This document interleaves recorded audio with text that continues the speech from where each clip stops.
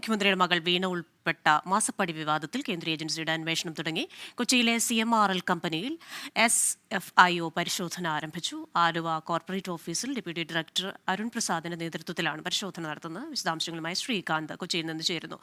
ശ്രീകാന്ത്, നേരത്തെ തന്നെ SFIOയുടെ പരിശോധനയ്ക്കുള്ള അനുമതി ഉണ്ടായിരുന്നു. ഇപ്പോൾ അത്തരത്തിലുള്ള പരിശോധന CMRLന്റെ ഓഫീസിൽ പുരോഗമിക്കുന്നു മനസ്സിലാക്കുന്നു. വിശദാംശങ്ങൾ.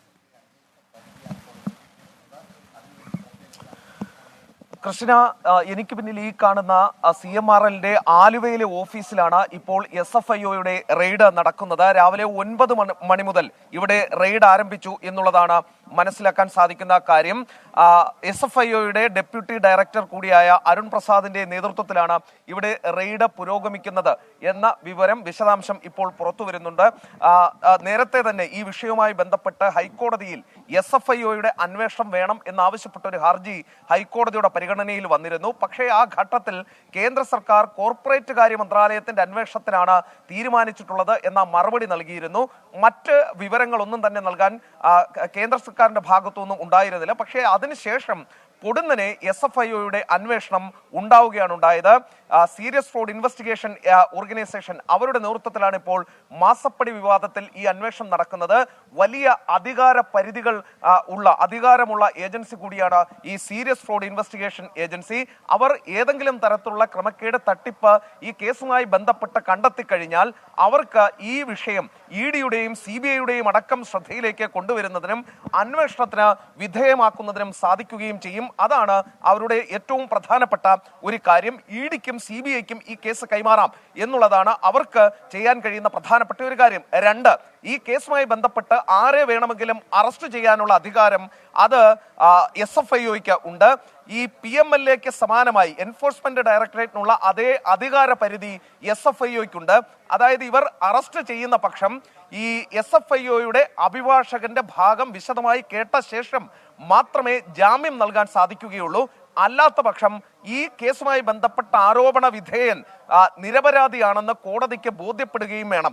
ഈ 2 കാര്യങ്ങൾ ഉണ്ടെങ്കിൽ മാത്രമേ ജാമ്യം ലഭിക്കുകയുള്ളൂ എന്ന കൃത്യമായ കാര്യം കൂടി ഈ വിഷയത്തിൽ ഉണ്ട്. ഈ SFIOയ്ക്ക് അത്തരത്തിലുള്ള അധികാര പരിധി ഉണ്ട് എന്നുള്ളതാണ് ഇതിന്റെ ഏറ്റവും പ്രധാനപ്പെട്ട കാര്യം. ഈ കോർപ്പറേറ്റ് നിയമവുമായി ബന്ധപ്പെട്ട സെക്ഷൻ 212 ഈ SFIOയുടെ അധികാര പരിധിയെക്കുറിച്ചുള്ള കാര്യങ്ങൾ പറയുന്നത്. അതിൽ തന്നെ കൃത്യമായി ഇവർക്ക് എത്രത്തോളം അധികാരമുണ്ട്, എത്രത്തോളം അന്വേഷണം നടത്താം എന്നുള്ള കാര്യം പറയുന്നുണ്ട്. ഇക്കാരണത്താൽ തന്നെ ഇപ്പോൾ മുഖ്യമന്ത്രിയുടെ മകൾ അടക്കമുള്ളവർക്കെതിരെ SFIO അന്വേഷണം നടക്കുമ്പോൾ അതിന്റെ ഗ്രാവിറ്റി വളരെ കൂടുതലാണ്. രാവിലെ 9 മണി മുതൽ ഇവിടെ പരിശോധന തുടങ്ങിയെന്നാണ് മനസ്സിലാക്കാൻ സാധിക്കുന്നത്. ആലുവയിലെ CMRLന്റെ കോർപ്പറേറ്റ് ഓഫീസിലാണ് പരിശോധന നടക്കുന്നത്. രേഖകൾ പരിശോധിക്കുന്നു എന്ന വിശദാംശം പുറത്തു വരുന്നുണ്ട്. ശേഷമായിരിക്കും ഇതുമായി ബന്ധപ്പെട്ട ആരോപണ വിധേയരെ ചോദ്യം ചെയ്യാൻ പോകുന്നത്.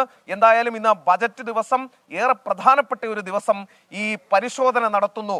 മുഖ്യമന്ത്രിയുടെ മകൾ കൂടി ആരോപണ വിധേയയായ കേസിൽ നടത്തുന്നു എന്നുള്ളത് ഏറെ പ്രധാനപ്പെട്ട കാര്യമാണ്. ആ വാർത്തയാണ്, ആ വിവരമാണ് ഈ ഘട്ടത്തിൽ നൽകാനുള്ളത്. ഇക്കാണുന്ന CMRLന്റെ ഓഫീസിനുള്ളിലാണ് പരിശോധന രാവിലെ 9 മണി മുതൽ ആരംഭിച്ചിട്ടുള്ളത്.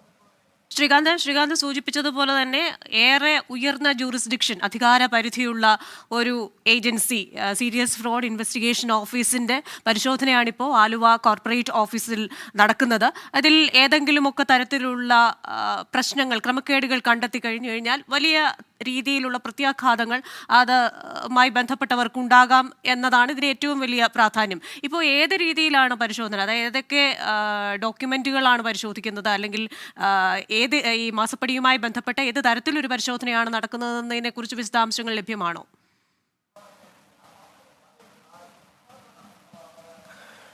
സ്വാഭാവികമായും ഈ സീരിയസ് ഫ്രോഡ് ഇൻവെസ്റ്റിഗേഷൻ ഓർഗനൈസേഷൻ അവർ ഒരു കേസ് ഏറ്റെടുത്തു കഴിഞ്ഞാൽ ഈ കോർപ്പറേറ്റ് കാര്യ മന്ത്രാലയത്തിന് ഈ കോർപ്പറേറ്റ് നിയമവുമായി ബന്ധപ്പെട്ട സെക്ഷൻ 212 അവർക്ക് ഇതൊരു ക്രിമിനൽ കേസായി തന്നെയാണ് പരിഗണിക്കുന്നത്. ഈ ക്രിമിനൽ കേസിനെ കുറിച്ചാണ് ഈ 212 സെക്ഷനിൽ പറയുന്നത്. 210 പറയുന്നത്, കോർപ്പറേറ്റ് നിയമത്തിലെ 210 പറയുന്നത് സിവിൽ നിയമങ്ങൾ അതുമായി ബന്ധപ്പെട്ടാണ്. നേരത്തെ നടന്നത് കോർപ്പറേറ്റ് കാര്യ മന്ത്രാലയത്തിന്റെ പരിശോധന നടന്നത് സെക്ഷൻ 210 10 പ്രകാരമാണ്. അത് വെച്ച് നോക്കുകയാണെങ്കിൽ ഗുരുതരമായ അന്വേഷണം, അത്തരത്തിലുള്ള അന്വേഷണമൊന്നും നടത്താൻ സാധിക്കുകയില്ല. CBIക്കോ EDക്കോ പിന്നീട് ഈ കേസ് കൈമാറുന്നതിനും തടസ്സങ്ങൾ ഉണ്ടാകും. പക്ഷേ സെക്ഷൻ 212 പ്രകാരം ഈ ക്രിമിനൽ നടപടികൾ അത് സംബന്ധിച്ചുള്ള അന്വേഷണം നടക്കുകയാണെങ്കിൽ, അത് സീരിയസ് ഫ്രോഡ് ഇൻവെസ്റ്റിഗേറ്റീവ് ഓർഗനൈസേഷൻ പോലെയുള്ള ഒരു ഏജൻസി അന്വേഷിക്കുകയാണെങ്കിൽ, അത് CBIക്കും EDക്കും അടക്കം ഇതിൽ ചട്ടവിരുദ്ധമായി എന്തെങ്കിലും കണ്ടെത്തിയാൽ കൈമാറാം എന്നുള്ളതാണ്, ഈ കേസ് കൈമാറാം എന്നുള്ളതാണ് ഏറ്റവും പ്രധാനപ്പെട്ട ഓഫീസിൽ സീരിയസ് ഫ്രോഡ് ഇൻവെസ്റ്റിഗേഷൻ ഏജൻസിയുടെ പരിശോധന രാവിലെ 9 മണിക്കാണ് പരിശോധന തുടങ്ങിയത്. വലിയ അധികാര പരിധിയുള്ള ഏജൻസി എന്ന നിലയിൽ അവരുടെ പരിശോധന ഏറെ പ്രാധാന്യം അർഹിക്കുന്നുവെന്നാണ് ശ്രീകാന്ത് റിപ്പോർട്ട് ചെയ്യുന്നത്.